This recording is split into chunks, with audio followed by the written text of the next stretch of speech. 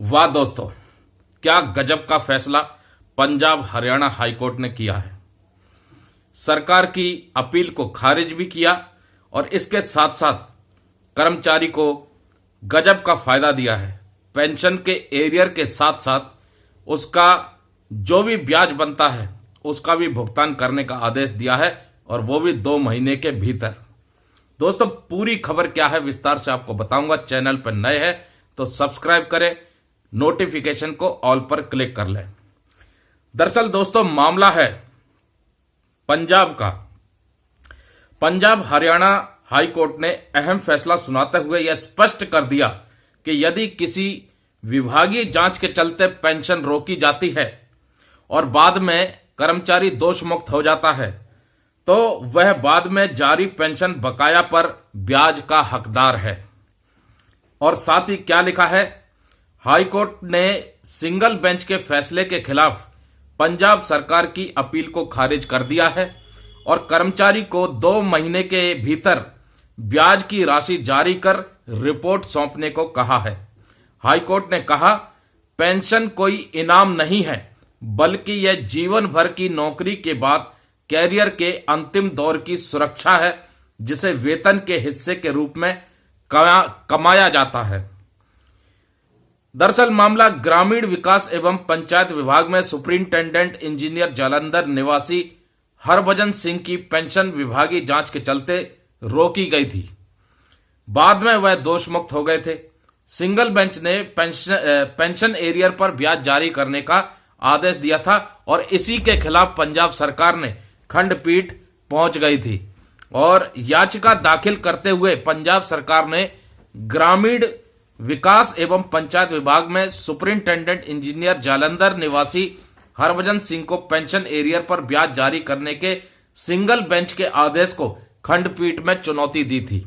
पंजाब सरकार ने बताया था कि सुपरिंटेंडेंट इंजीनियर रहते हरभजन सिंह पर विभागीय जांच चल रही थी और उसके खिलाफ आपराधिक मामला भी दर्ज था जो कि विचाराधीन था। इसी बीच 2015 में वह रिटायर हो गया था, लेकिन विभागीय जांच और एफआईआर के चलते उसके पेंशन लाभ रोक दिए गए थे। इसके बाद विभागीय जांच में उसे दोषमुक्त कर दिया गया और एफआईआर में कैंसिलेशन रिपोर्ट दाखिल कर दी गई। सिंगल बेंच ने याची को पेंशन का पूरा एरियर ब्याज सहित जारी करने का आदेश दिया था। पंजाब सरकार ने कहा कि नियमों के तहत ही पेंशन व अन्य लाभ रोके गए थे। हाई कोर्ट की खंडपीठ ने कहा कि यदि विभागीय जांच में कर्मचारी दोषी नहीं पाया गया और एफआईआर में कैंसिलेशन रिपोर्ट दाखिल की जा चुकी है तो निश्चित तौर पर ही कर्मचारी एरियर पर ब्याज का हकदार है, यानी पेंशन का जो एरियर बनता है उस पर ब्याज का हकदार है। सिंगल बेंच के आदेश में कोई खामी नहीं थी और इसमें दखल करने का कोई औचित्य नहीं है। हाईकोर्ट ने कहा कि पेंशन कोई इनाम नहीं है, पूरे जीवन की नौकरी के बाद कैरियर के अंतिम दौर की सुरक्षा है। इसे सेवा की अर्जित संपत्ति भी कहा जा सकता है। ऐसे में हाईकोर्ट ने पंजाब सरकार को सिंगल बेंच के आदेश का 2 महीने के भीतर पालन करते हुए रिपोर्ट सौंपने को कहा है। दोस्तों, पंजाब हरियाणा हाईकोर्ट ने ऐतिहासिक फैसला दिया है। एक कर्मचारी, उसके खिलाफ विभागीय जांच चल रही थी किसी मामले को लेकर के, जिसके चलते उसकी पेंशन रोक दी गई थी।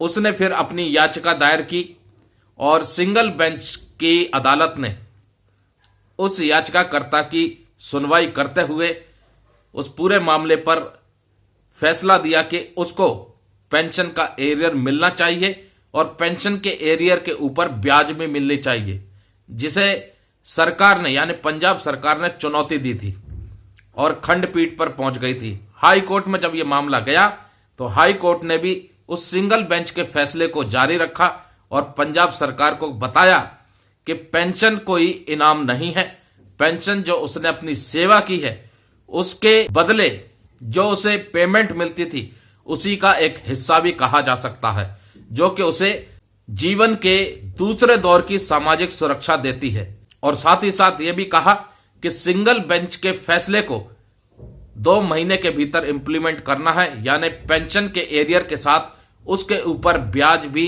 उस कर्मचारी को देना है। बहुत ही गजब का फैसला है और उम्मीद करते हैं कि केंद्रीय कर्मचारी और पेंशन भोगियों के मुद्दों को भी केंद्र सरकार की तरफ से जल्द ही कोई हरी झंडी मिले और केंद्रीय कर्मचारियों पेंशन भोगियों के जो बकाया है 18 महीने के महंगाई भत्ते और महंगाई राहत के ऊपर भी कुछ महत्वपूर्ण फैसला आए, क्योंकि ये कर्मचारियों का और पेंशन भोगियों का हक है। खुद 7वें वेतन आयोग की सिफारिशों के अनुसार केंद्र सरकार ने इसको हरी झंडी दी थी, अप्रूव किया था और 11 अप्रैल 2023 से पहले जो पेंशनर रिटायर गए थे 30 जून 2006 से लेकर के 11 अप्रैल 2023 के बीच में 30 जून और 31 दिसंबर को जो पेंशनर रिटायर गए थे विदाउट इंक्रीमेंट ड्रॉ किए, 1 साल की सर्विस पूरी तरह से अच्छे आचरण के साथ करने के बाद उनको भी पेंशनरी बेनिफिट का यानी एक एनुअल इंक्रीमेंट या एक इंक्रीमेंट या नोशनल इंक्रीमेंट की बात कह लो वो मिलना चाहिए। क्योंकि अगर 11 अप्रैल 2023 के बाद के लोगों के लिए ये लागू हो गया है तो 11 अप्रैल 2023 से पहले वाले पेंशनरों ने शायद कोई पाप नहीं किया होगा, इसलिए उनको भी ये हक मिलना चाहिए। और उम्मीद है कि केंद्र सरकार इस महत्वपूर्ण फैसले के ऊपर भी नोशनल इंक्रीमेंट के मामले में सुप्रीम कोर्ट के जजमेंट को ध्यान में रखते हुए जिस तारीख से पिटिशनर को रिलीफ दिया गया था यानी 30 जून 2006 से इसे लागू कर दे। वहीं दोस्तों दूसरी मांगों की तरफ रुख करें तो 8वें वेतन आयोग के गठन की मांग भी उठ रही है कि अगली वेतन बढ़ोतरी के लिए केंद्र सरकार को 8वें वेतन आयोग का गठन करना चाहिए। हालांकि सरकार की तरफ से अभी तक कोई इसके ऊपर फैसला नहीं किया गया है और ना ही अगली बढ़ोतरी किस प्रकार होगी वेतन में उसका खुलासा किया गया है, जिसका इंतजार देश के लाखों करोड़ों केंद्रीय कर्मचारी और पेंशन भोगी कर रहे हैं।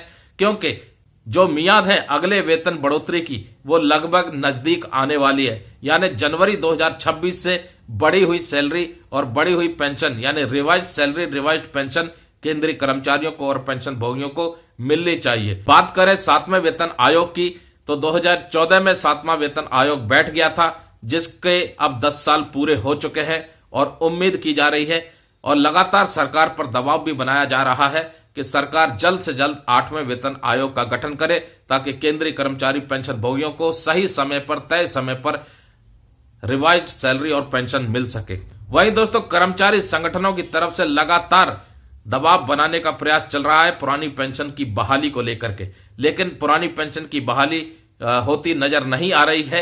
इसलिए कहीं ना कहीं केंद्र सरकार मौजूदा एनपीएस सिस्टम में ही जरूरी बदलाव को लेकर के कई महत्वपूर्ण फैसले ले सकती है, जिसके ऊपर खबरें इस बार के अंतरिम बजट पर देखने को शायद मिल सकती हैं। वहीं इस बार के अंतरिम बजट को लेकर के और भी कई महत्वपूर्ण खबरें निकल करके आ रही हैं। हालांकि इन खबरों की पुष्टि अभी नहीं है, ये सिर्फ मीडिया रिपोर्ट्स हैं और ये रिपोर्ट्स तब सही मानी जाएंगी जब वित्त मंत्री निर्मला सीतारमण जी अपना अंतरिम बजट पेश कर देंगी और देखते हैं उसमें क्या निकल करके आता है। तो दोस्तों आज की जानकारी आपको पंजाब हरियाणा हाई कोर्ट की तरफ से इस बड़े फैसले पर कैसे लगी कमेंट करके जरूर बताइएगा। नमस्कार दोस्तों, जय हिंद, जय भारत दोस्तों।